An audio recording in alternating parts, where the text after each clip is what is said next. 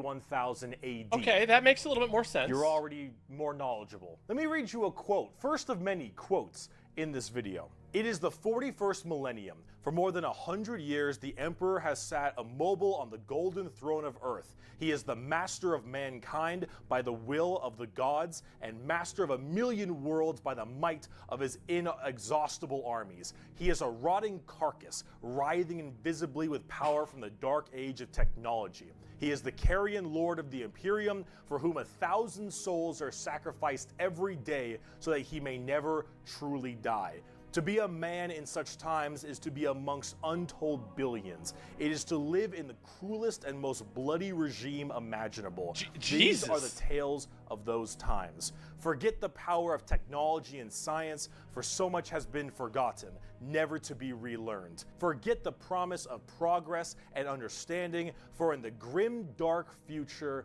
there is only war. There is no peace amongst the stars, only an eternity of carnage and slaughter, and the laughter of thirsting gods. Everything blows. And it blows fucking hard. Warhammer is probably the most dark and depressing universes ever in fiction, or at least like top 3. Everything is so absurdly horrible, destructive, or overpowered that it all kind of ends up canceling itself out. It's like Dota. War rages across the galaxy. Interstellar travel is only possible due to sacrificing 1,000 souls a day to a rotting carcass of a man who you believe to be your god. Demonic gods and just demons tear open the fabric of reality on a whim. Other Xenos or even other humans end up killing each other in untold billions across the galaxy. It is a time of unending war, slaughter, and a bloodbath amongst everybody. Planets are deemed unrecoverable and are completely destroyed on a whim. Everything sucks, but that's like the charm of it. See, everything in Warhammer is evil. But being evil is kind of fun. Like, humanity, in its own right, is a xenophobic, prejudice, and religious zealot group that kill each other just as much as they kill all of their enemies. What? And they're like mid to high tier evil on the evil scale of Warhammer. Nobody is good. No matter who you are, everyone is some flavor, some color of evil. Whoever you pick, you are going to be the bad guy. But that's the fun of it, because being the bad guy is badass. Villains are cool. They look cool. They got cool outfits. They got cool weapons. They got cool armies. Villains are cool, man. All right. And when everyone is a villain, everyone is pretty cool. Where's he going with this? He's going somewhere with this. Is that everyone can be the bad guy. So let's start off talking about the main bad guy, quote unquote, the Imperium of Man. His hair, whack. His gear, whack. The Imperium of Man is the main empire of the human race. All of humanity is under this one flag called the Imperium. And about 10,000 years ago, there was a man.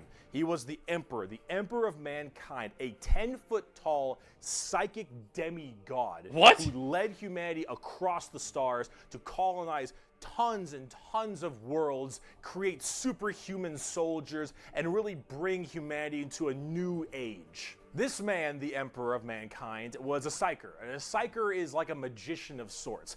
In the world of 40K, there is the warp, the immaterium. You use your psyker too much. But sort of like a purgatory dimension of hell. And a psyker is someone who can take that power and manifest it through their mind to use it to do stuff. Like witchcraft stuff, magician stuff, spells, and lots of other things, but we don't want to get too into that. The Emperor, big boy psyker. Top tier, A+, maybe even S. Now, the Emperor created a bunch of sons. Yes, created a bunch of sons known as the Primarchs. He created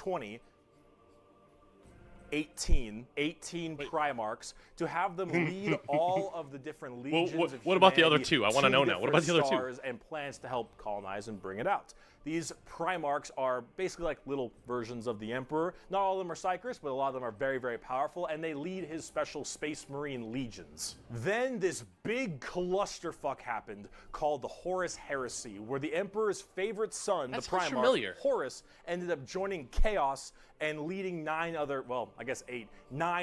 the 18, half of his Primarchs directly to Earth to fight down the Emperor himself. Now, if you want to know what Chaos is, remember what I mentioned earlier? The warp, that Immaterium, the hellish place? Chaos. In there relies the 4 Chaos gods. Imagine like Satan and 3 other Satans. The warp being kind of evil, knew that. Those Chaos gods, that's the reason. What? And so those Chaos gods manipulated Horus, and then Horus helped manipulate all 8 other Primarchs to lead this giant coup directly on the Emperor on Earth. And they fucked up shit. After this huge civil war, Horus died, but not before brutally wounding the Emperor. And right at the end of his life, they put the Emperor on this large golden throne on Earth, and merged him with technology. Alive, just barely, but slowly rotting away, powering something called the Astronomicon, so long as he stays alive, and is fed 1,000 people a day. The Astronomicon is like the North Star. If you want to do interstellar travel in 40K, you need to pass through that demonic warp I mentioned earlier. But how do you know where you're going? Well, the Emperor is there putting a nice little navigator right there. He helps navigate you to know where you're going. If you want to go the Emperor from Earth protects. To some oh my God, is that why they always say the Emperor protects? Go through that warp, and then you need to know where you're going. Holy shit, what? And pop your way out. We're paying this guy 1,000 souls a day? Travel in Minecraft, so you can shorten the distance between going to areas. So long as the Emperor is alive and being fed 1,000 people a day to stay alive, you can do that. The moment he dies, interstellar travel's gone for all of humanity. You're so boned. Now, since the Horus Heresy 10,000 years ago, the Imperium has fallen from grace substantially. All technology has started to dwindle and die. There is now giant fundamental religious extremists that now believe the Emperor of Mankind was a deity, a true living god, which is probably the last thing the Emperor would have wanted to be remembered for. So now you have this thing called the Ecclesiarchy, which is this giant church entirely devoted to spreading the good word of the Emperor. He is now the Holy Emperor God, the God Emperor of mankind, and all of the Imperium has taken up worshiping him to the fullest extent and killing anything that isn't humanity in his name. The Imperium I've praised the Emperor so many times. I didn't realize I was praising this guy. And a hefty religious zealotry to them. If you think anything against the Emperor, that's heresy and you deserve to die. That is called being a heretic.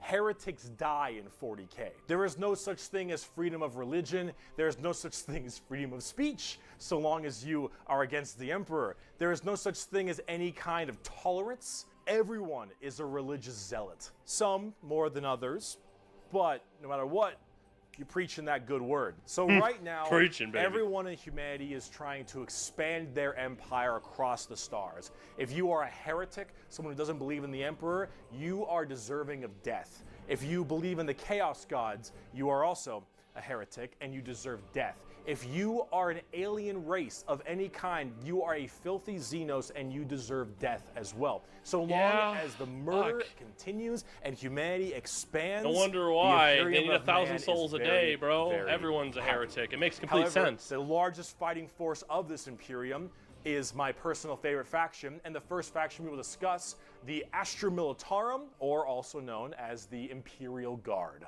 Pretty shit now, man.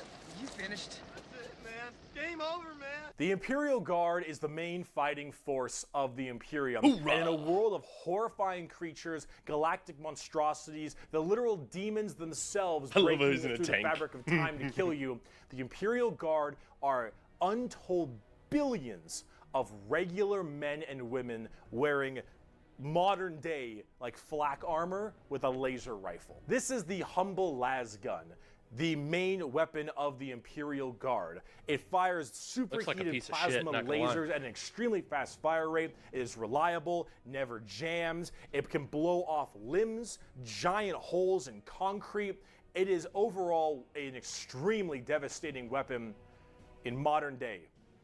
it is one of the weakest in the 40K universe. Yeah, a laser rifle that never jams. Looked at it. Limbs, it looked like garbage. Weapons. I never used it That's before, the but it world looks we're like in right now. garbage. But who cares? Because the Imperial Guard has, in each battle, 500,000 of these men and women. 30,000 large armored tanks, 10,000